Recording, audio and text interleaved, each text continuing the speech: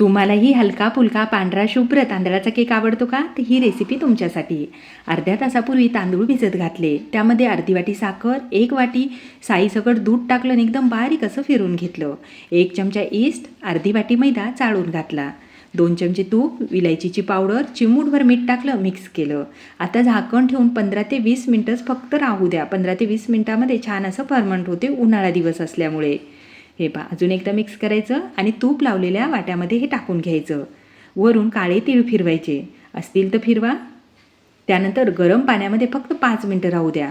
छान फुलल्यानंतर गॅस चालू करायचा आणि 10 मिनटं फुल गॅसवर होऊ द्यायचं. 10 मिनटामध्ये तयारच झाला. तर पाहू शकता, दिसायला जेवढा मस्त दिसत आहे की नाही, चवीलाही एक नंबर आहे. खरं सांगते, मी पहिल्यांदाच बनवला, पण घरामध्ये सगळ्यांना प्रचंड आवडला. आता तुम्हाला कोणाकोणाला तांदळाचा केक आवडतो मला कमेंट्स करायला मात्र विसरू नका. आणि दुधासोबत, बासुंदीसोबत एक नंबर असा हा केक लागतो. पण माझी बनवायची पद्धत कशी वाटली?